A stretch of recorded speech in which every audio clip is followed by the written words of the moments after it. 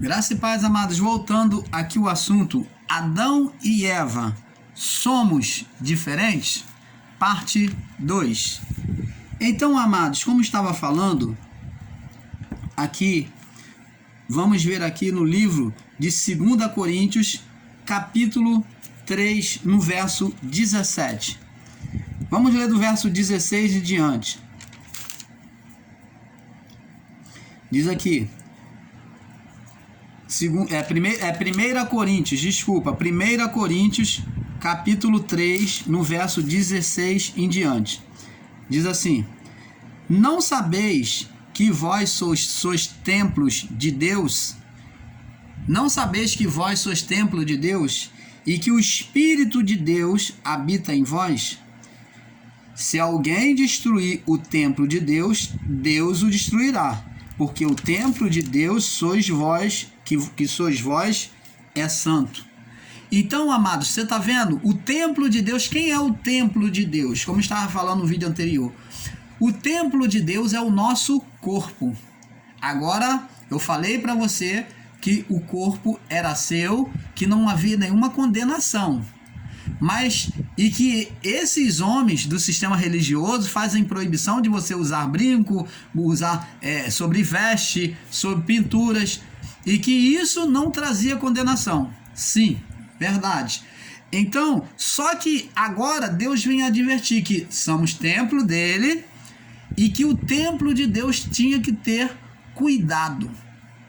Por exemplo, eu sou o templo de Deus, como você também que me ouve, você, amados e amadas, abençoados e abençoadas em Deus, vocês são templos de Deus. Aí eu pergunto a você, fica bem para você tacar um monte de cigarro no seu corpo, prejudicar o seu pulmão? Você não acha que se você prejudicar a sua saúde fumando, bebendo excessivamente, você não acha que isso prejudicará o templo de Deus? Você acha que Deus fica feliz de você destruir o templo dele, a morada dele? Porque o templo de Deus não é a igreja, como está escrito lá, igreja. Não. Isso é a maior ilusão inventada pelo sistema religioso. Primeiro que, como foi explicado num dos nossos vídeos, e a igreja é o corpo celestial, aonde os espíritos todos juntos, dos salvos, foi recolhida, né? Nos céus, todos os espíritos foram recolhidos. Esses espíritos todos unidos formavam um corpo, aonde Cristo era o cabeça. E a este corpo denominou-se igreja espiritual. Então, a igreja nunca foi aqui na terra, porque aqui na terra foram corpos, aqui na terra teve a representação do corpo de Cristo. Aqui na terra se fazia uma representação do corpo de Cristo. E nos céus, este corpo de Cristo fazia-se uma representação da igreja celestial, espiritual, a esposa do Cordeiro. Então, na terra era o corpo. Na terra era o corpo.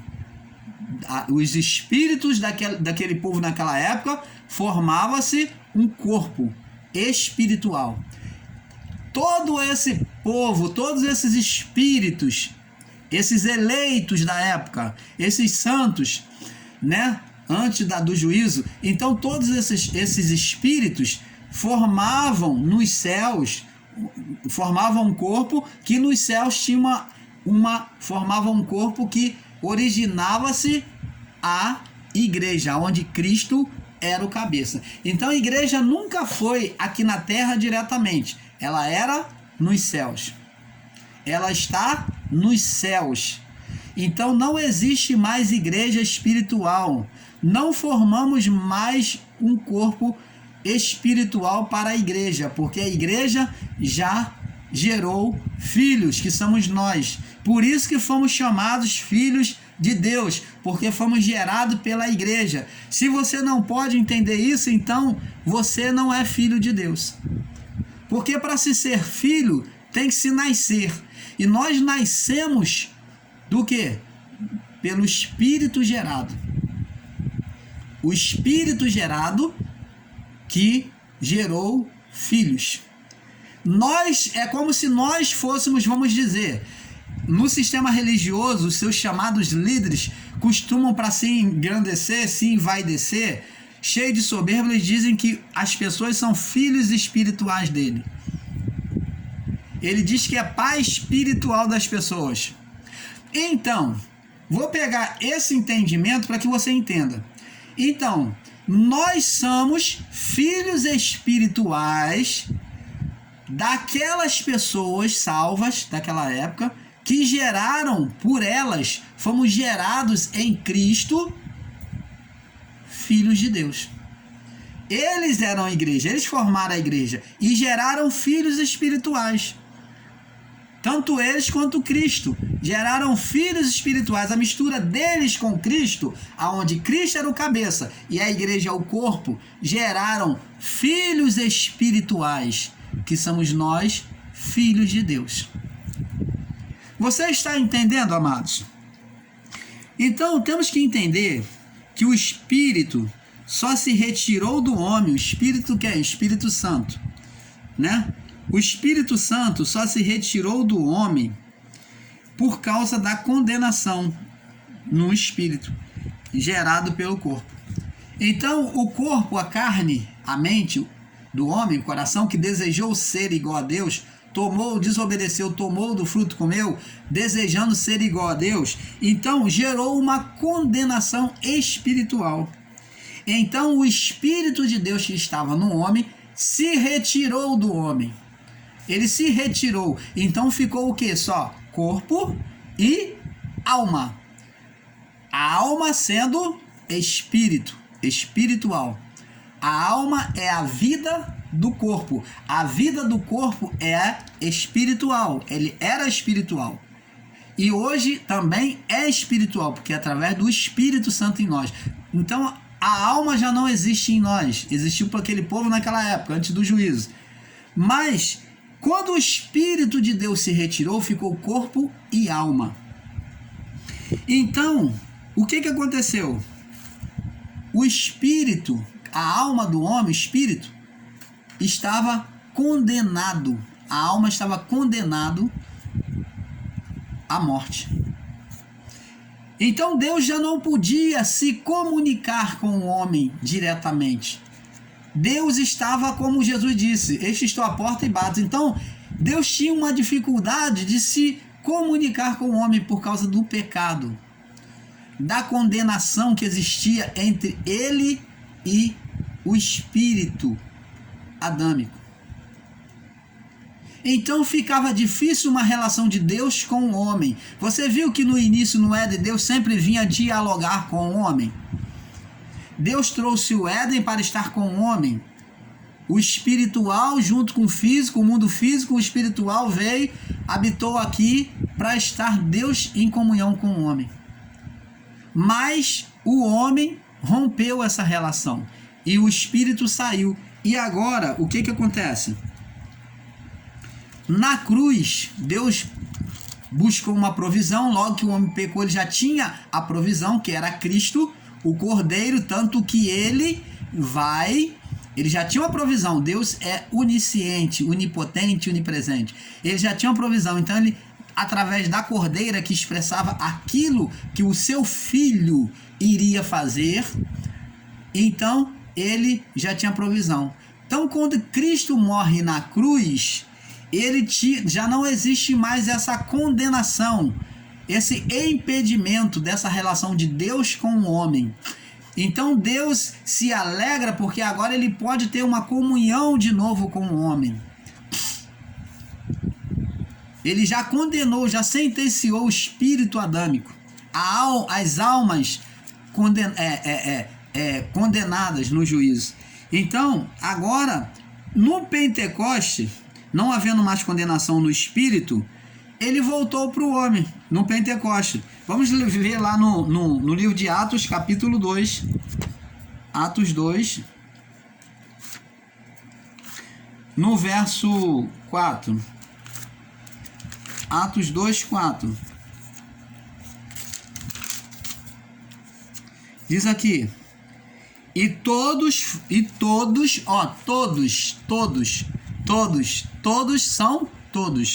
todos foram cheios do Espírito Santo e começaram a falar noutras línguas conforme o Espírito concedia que falasse.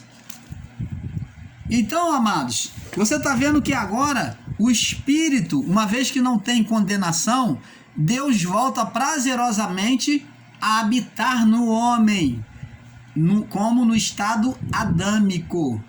Como no estado adâmico no início. Como no estado do Éden no início. Então, não há condenação. Então agora Deus volta a fazer morada no homem. Ele vem completar a obra. Nós vemos aqui em 1 Coríntios, capítulo 6, vamos ver aqui. 1 Coríntios, capítulo 6, no verso 19. 1 Coríntios 6, 19. Diz aqui: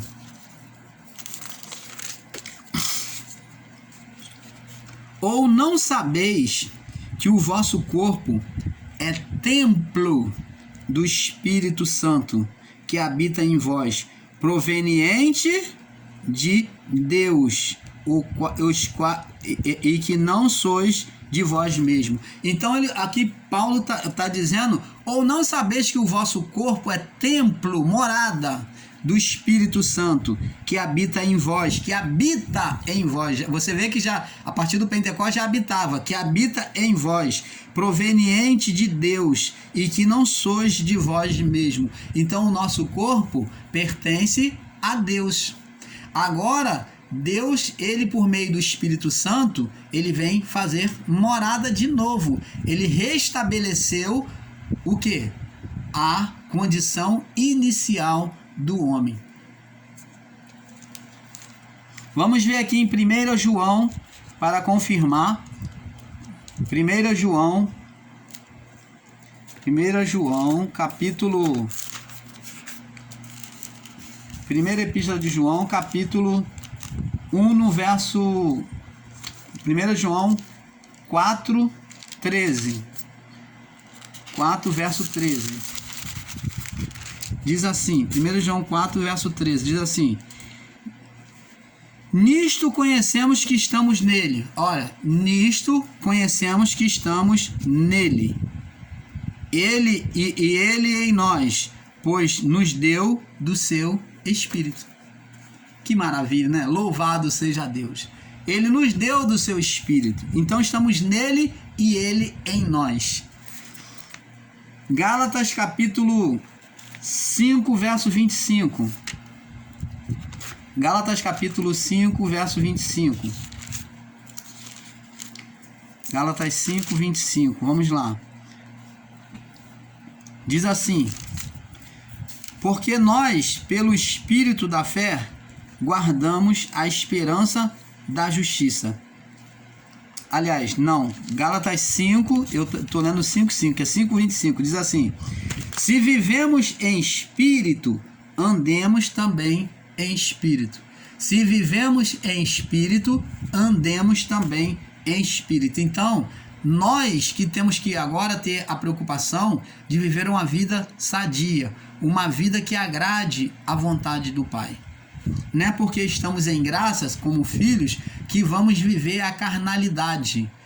A carnalidade, entendeu? Porque o pecado na carne não é imputado mais, mas o homem pratica ainda o pecado na carne. O pecado não é mais imputado, mas o homem ainda continua na prática do pecado na carne. Da carne. Então, amados, e isto só traz prejuízo para o nosso corpo, para a nossa vida, para o nosso viver, porque nos impede de reinarmos com Cristo. Nos impede de vivermos o reino de Deus, a manifestação do reino de Deus a nós. Então, por isso que devemos deixar de lado a prática do pecado da carne. Porque Com o pecado da carne, nós não poderemos ver a manifestação de Deus, do seu reino, sobre a nossa vida. Então, se queremos ver a manifestação do reino de Deus, temos que deixar o pecado da carne.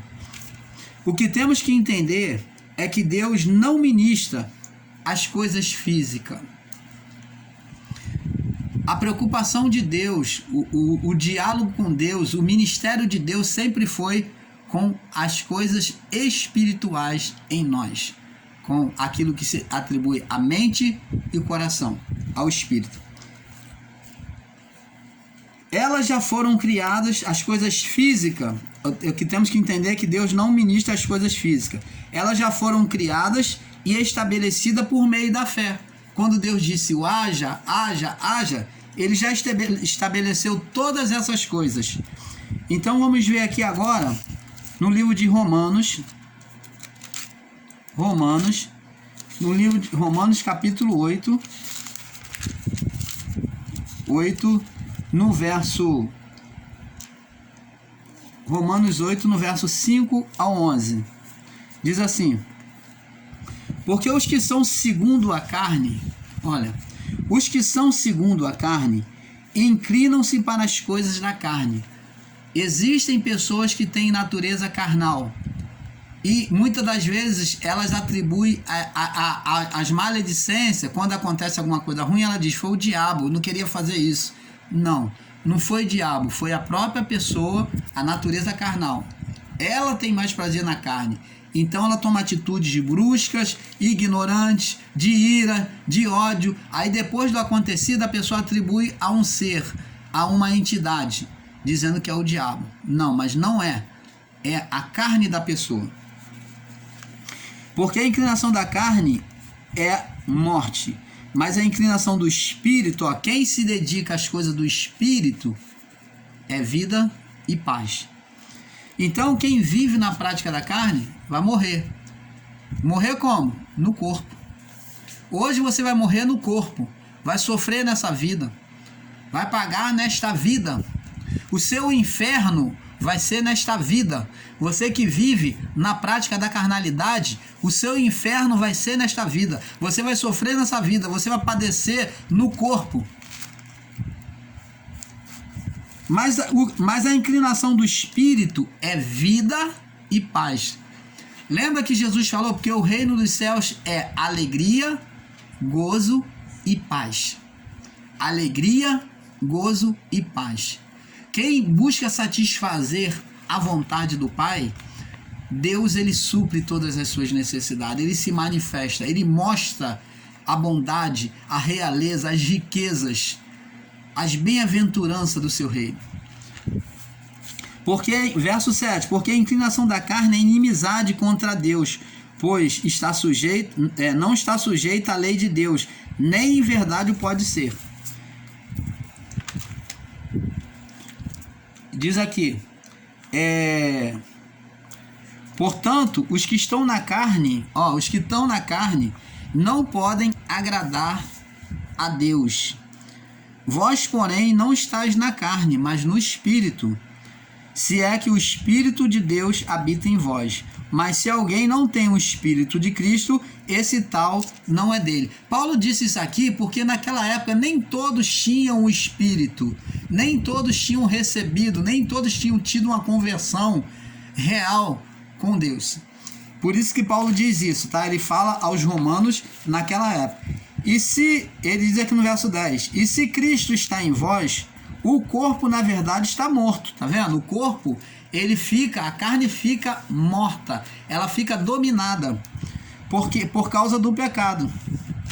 Mas o Espírito vive por causa da justiça.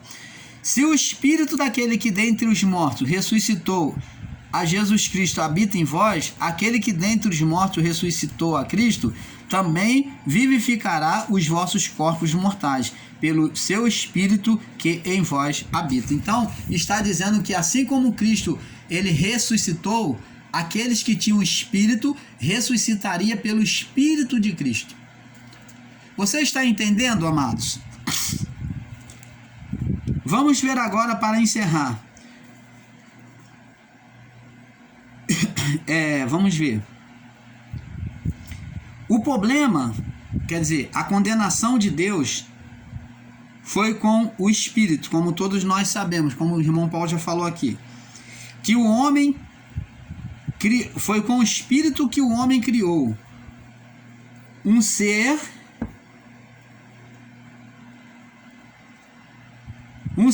querendo ser Deus. Então, o homem, a condenação de Deus nunca foi com o corpo, mas com o espírito. E Deus nunca teve problema com o homem, com a raça humana. O problema é que o homem erigiu diante de Deus, na sua divindade, o homem desejou ser igual a Deus. E ele levantou um espírito opositor, um espírito que desejava reinar no lugar de Deus. E para Deus é ofensivo toda idolatria. Todos aqueles que se levantam, que adoram outros deuses, quando se coloca um outro Deus diante do Deus real, verdadeiro, do Deus vivo, ele se ofende. E por isso que Deus se ofendeu, levantou aquele espírito que o homem criou, porque o homem criou um espírito opositor, um ser de oposição a Deus, que desejava reinar como ele.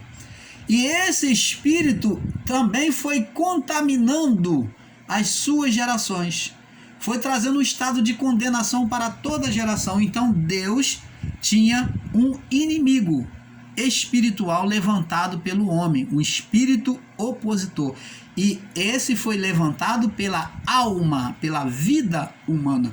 Então Deus agora tinha que castigar, tinha que sentenciar a alma e neutralizar esse espírito opositor, o espírito adâmico. Foi o que aconteceu no dia do juízo. Então, esse espírito opositor que o homem criou no mundo antigo foi o que Deus sentenciou no juízo. Então, amados, eu gostaria que você entendesse que Deus nunca teve problema com a carne e que somos feitos da mesma natureza de Adão e Eva. Como Adão chegou e falou, quando Eva foi tirada da costela dele, ele disse: essa sim é carne da minha carne, osso do meu osso. E nós também somos a mesma coisa. Temos a mesma mente, o mesmo coração. Só a diferença está em quê? No Espírito. Temos o Espírito de Deus. Quando Adão e Eva perdeu o Espírito de Deus, eles tinham um espírito opositor. Então, amados, essa é a diferença. Somos iguais sim. A natureza do corpo, a natureza na mente, a natureza do coração é igual. Agora, ela pode ser dominada naquilo que é mal. Só depende de cada um de nós. Você pode fazer tanto o bem quanto o mal, porque do coração do homem existe duas fontes. A fonte de águas boas e a fonte de águas turvas. O bem e o mal. Isso daí quem escolhe é quem? É o coração. A mente até deseja tanto o bem quanto o mal. Ela levanta todas essas questões, todos esses sentimentos, mas o coração é quem decide. O coração, por isso, o coração estabelecedor. Ele é quem decide a que você vai se agarrar, ao que você vai praticar, o bem ou o mal. Então, com essa palavra, nós vamos ficar por aqui sobre esse assunto, na parte 2, tá bom? E eu desejo o melhor de Deus para cada um de vocês, o melhor entendimento do Pai ao seu coração. Nós temos nos esforçado em levar você ao entendimento, em fazer com que haja um entendimento dentro do seu coração acerca das coisas do Pai. E vem coisas boas por aí, tá bom? Um pouco aqui, um pouco ali. O melhor de Deus para ti e para a tua família. Paz.